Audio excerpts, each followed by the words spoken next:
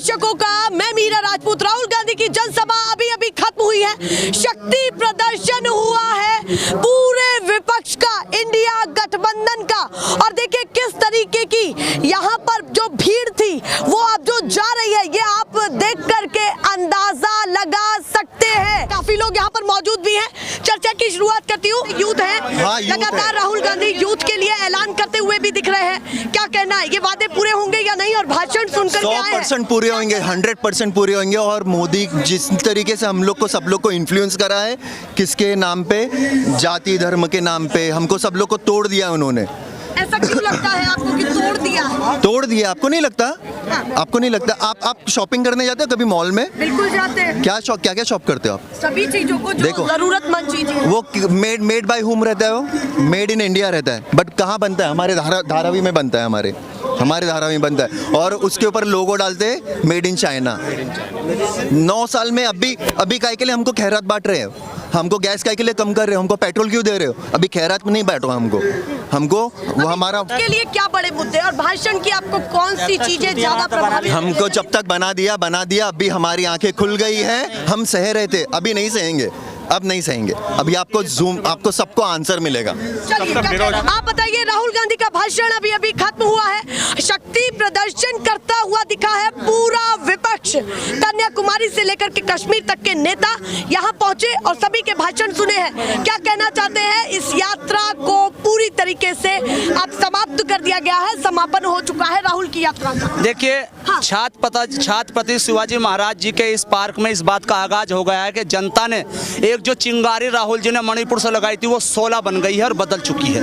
ये तो 16 बन गई है और एक दूसरी चिंगारी की और आगाज इस मैदान से हो चुकी है। वो कौन सी है? ताकत हो तो सुनना और दिखाना। अगर पत्रकारिता सच्ची है और अच्छी है तो मुझे 3 आदमियों की जरूरत है। मैं उनको पूरे 10 साल से ढूंढ रहा हूँ, ढूंढ कर ला कर दो।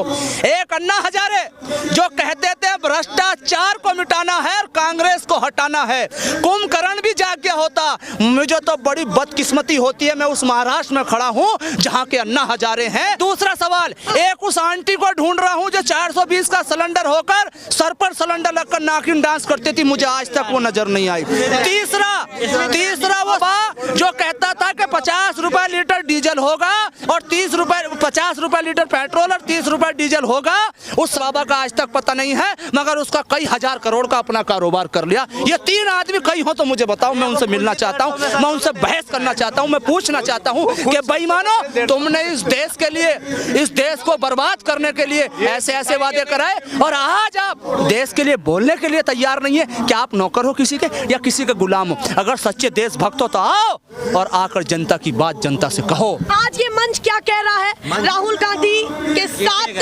तमाम विपक्ष के नेताओं ने पूरा समर्थन दिया है। यहाँ पर ये तस्वीरें दिखना अपने आप में बहुत बड़ी है, पर क्या आने वाले समय में ये तस्वीरें और बढ़ने वाली है? क्या होगा? जल्दी ये होगा कि आप मीडिया भी हिसाब नहीं लगा सकती ये होने जा रहा। जनता वो फैसला करेगी। ये जो इतनी यहाँ जनता आई थी ना, भाजपा वालों को इसका टारगेट दे दो ना तो मैं यूँ कह रहा, कई अरब खरब रुपए खर्च करेंगे फिर भी इतनी जनता आ नहीं सकती। और ये जनता बिना बुलाई थी, सिर्फ सुनने के लिए आई थी, बाकी और कुछ नहीं है। सिर्फ अपने घर का काम छोड़ के, सब मजदूर आदमी है, यहाँ कोई नेता नहीं है, उद्योगपति नहीं है। और मैं भी इस यात्रा में 15 फरवरी से यूपी से चल रहा हूँ। 16 फरवरी से यात्रा चंदौली के सैयद राजा में आई थी। मैंने इस यात्रा में पीछे देखा, लोगों से पूछा, सुना, कई जगह में पिटने से बचा हूँ। जब मैं कहता था भाजपा सरकार अच्छी है, मोदी सरकार अच्छी है, योगी सरकार अच्छी है, तो लोग मारने के लिए तैयार हो जाते थे। मैंने एक रीजन पूछा, आखिर वजह क्या है? जब मीडिया आती है, लोग आते हैं, आप बताते नहीं, तो जनता ने कहा ये मीडिया सारी बात दिखाती नहीं। मैं अकेला था तो इसलिए मुझे बताए,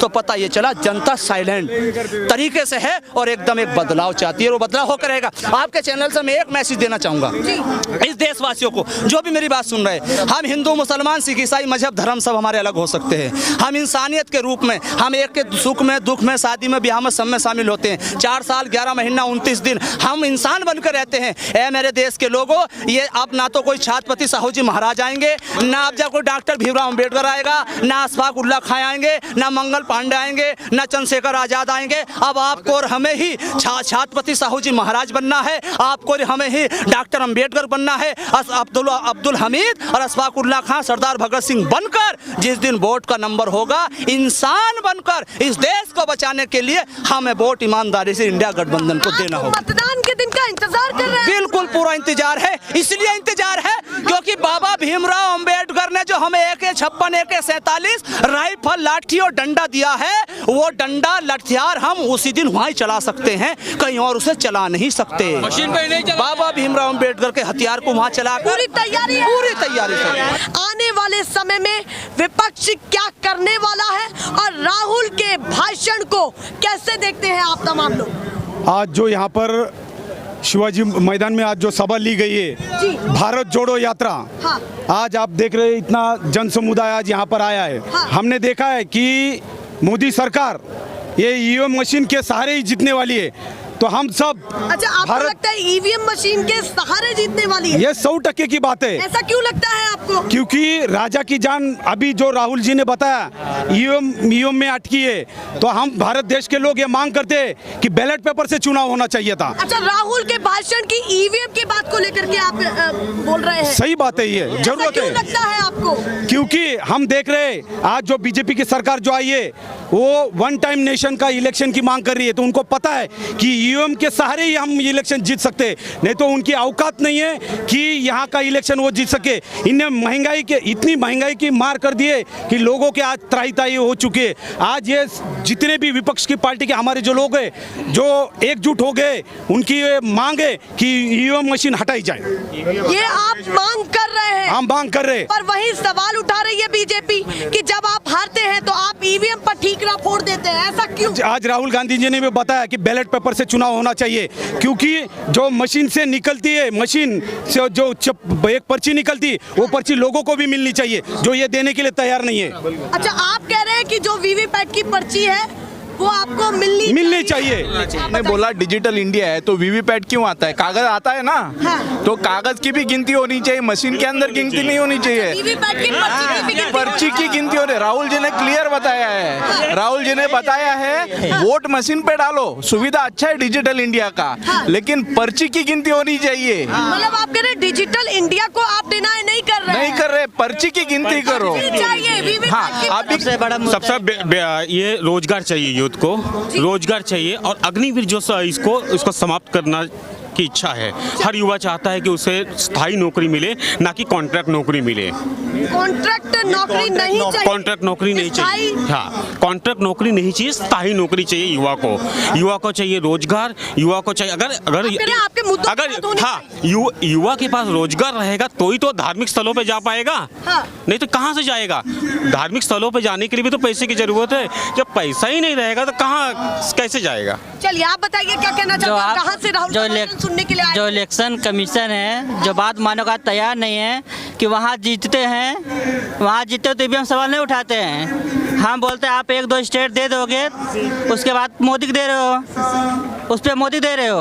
अच्छा, वर्ल्ड में बैलिस्टिक होता है, बैलिस्टिक बैलेट पेपर चलता है, और यहाँ पर क्यों ईवीएम 9 साल तक क्यों? अभी ईवीएम पे इतना जोर क्यों दिया जा रहा है? हमको ईवीएम नहीं चाहिए। कह रहे एक तरफ आपको डिजिटल इंडिया चाहिए। कौन बोला? हमने बोला आपको डिजिटल इंडिया, आप लोग बोल रहे हो, आप लोग मीडिया हमारी बात, आप ऑपोजिशन से ये पूछते हो, आप क्या ऑपोजिशन से क्या पूछते हैं लोग? सवाल हम लोग से सवाल पूछते हैं। आप सपोर्ट किनको करते हो? आप डायरेक्ट उनको सपोर्ट करते हो, खुलेआम बोलता हूँ मैं आपको। ऐसा क्यों लगता है आपको क्यों नहीं लगता है? आप हमसे सवाल मत करिए, आप उनसे सवाल करके दिखाइए, तब मैं आपको मान जाऊं।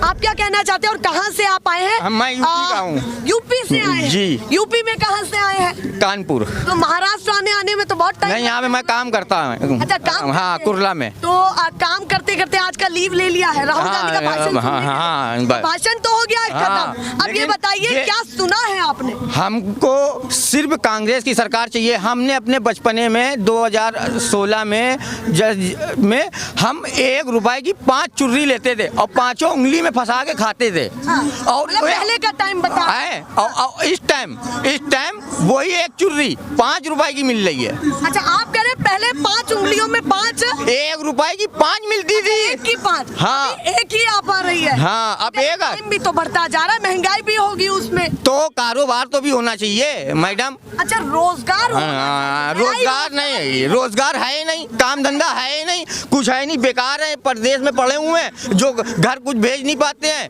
बहन है छोटी, उसको भी शादी भी करना है, सब कुछ करना है, कहाँ से करेंगे ये बताइए। मुसीबत बहुत है। हाँ है। अभी और सरकार जिस तरीके से किराए के मकान में रहते हैं, उसमें कितनी सच्चाई? यहाँ पे हम काम करते हैं हफ्ते में 2000, 1500 का, 3000 का काम कर लेते हैं, 2000 रुपए का तो हम खाना पीना खा लेते हैं। तो खत्म हो जाता है तो पैसा। घर क्या भेजेंगे? छोड़ नहीं पाते हैं। हाँ, क्या भेजेंगे घर चुनाव मैडम? में क्या करने वाले, सीधे मुझे बताइए। सिर्फ कांग्रेस, सिर्फ कांग्रेस। अच्छा, सिर्फ कांग्रेस। और यूपी से आप हैं। हाँ, चलिए आगे आइए, बताइए क्या कहना चाहते हैं चाचा? हम इंडिया को आगे लाएंगे, देश को आगे लाना है हमें। कांग्रेस ने देश को ला के रखा है। ये 75 साल बोलते हैं, 75 साल में 10 साल निकाल दीजिए आप। 65 साल निकाल दिया। क्या 65 साल ने कांग्रेस ने जो ला के रखा है वो आज 10 साल में नहीं किया इसने। सब कुछ मोदी ने 10 साल में बर्बाद कर दिया इंसान को, उद्घाटन किया है। बर्बाद कर दिया। मोदी ने उद्घाटन करा है, हर चीज का बनाया है, सब कांग्रेस ने। चलिए भैया, कुछ कह रहे थे आप, कहाँ से अपडेट बताते हैं? पहले मैं बताऊं, मैं मिसेस क्रांति, मेरा नाम क्रांति है, तो उसी से आप समझ लेना तो किस कारण मेरे पेरेंट्स ने मेरा नाम क्रांति दिया गया। ओके, क्रांति जी आई हैं राहुल की यात्रा में। तो क्रांति जी क्या कहना? क्रांति किरण, हाँ मैंने किरण रोशनी। ओके, मेरे पेरेंट्स फ्रीडम फाइटर्स थे, मम्मी 3 साल जेल में थी, तो वो क्या बोलता है, फ्रीडम का पेट्रियोटिज्म है मेरे में। हाँ, इस मैं तो अभी उम्र तो 78 हो गया है, दिखती क्या मालूम नहीं तो ऐसा, लेकिन इसमें क्या है, ताकत है। और आई मैं 4 बजे से बैठी हूँ, बस मुझे 4 बजे से राहुल का इंतजार कर रही है। हाँ, 4 बजे ओके, चल के वहाँ से ऐसा चल के लेकिन आई है। ओके, अब मेरा भी संविधान बोलते हैं, कॉन्स्टिट्यूशन का मैं पेपर भी लिखते आए, क्रिश्चियन कंट्रीब्यूशन, मैं क्रिश्चियन हूँ, साफ में बोलते हैं, लेकिन कंट्रीब्यूशन तो है ना, सब लोग ने दे दिया, मुस्लिम होने दे, जूस ने भी दिया, डॉक्टर मोजेस रोड इधर है, ईसाई जुदाई सब लोग ने दे दिया। ये बताते कि सिर्फ हिंदुत्व ये नहीं चलेगा एकदम। हम लोग सब मिलके किया। मेरी मम्मी गुजराती भी सीख गई है जेल में, डैडी भी सीख गए, गुजराती बोलते थे तो उनको लीला बहन बोलते थे, एलिस का नाम लीला। तो हम में इतनी शक्ति है क्या संविधान को, मतलब आप कह रहे हैं देश की जो खूबसूरती है वो बची रहे, और इसलिए हमने कांग्रेस पार्टी के मतदार, आइडियोलॉजी है, कांग्रेस का विचारधारा पसंद है, और वो होना ही चाहिए। ये बीजेपी 1-2 जन आते हैं, बट उन लोग का आइडियोलॉजी क्या है, आरएसएस का आइडियोलॉजी है, उसका सेक्युलर आइडियोलॉजी नहीं है। वाजपेयी जी तो ठीक था, अडवाणी ने क्या किया, वापस हिंदुत्व का आइडियोलॉजी करके राम मंदिर बनाए, क्यों बनाने का, तोड़ दिया। लेकिन गॉड तो बोलते ना, 1 गॉड 1 नेशन, तो जरूरत ही नहीं था, चलिए अलग किया। हाँ, एकता बनी रहे और इस देश की खूबसूरती बनी रहे जी, और विचारधाराएं आप कांग्रेस पर ज्यादा विश्वास करते हैं? हाँ, फुल्ली ओके, कहती हुई दिख रही है, पर बहुत मुश्किल से वो कैमरे के जरिए हिंदी में बोल पाई है ताकि लोगों को समझ आ पाए कि वो क्या कहना चाहती है। तो इंग्लिश प्रोफेसर, बहुत धन्यवाद जी, थैंक यू। जी, वैसा तो मोदी जी कहते हैं कि महंगाई और भ्रष्टाचार दूर करेंगे। सभी भ्रष्टाचारियों को तो उन्होंने अपने पास रखा है। अच्छा, और कहाँ से भ्रष्टाचारी मुक्त होने की बात करते हैं वो।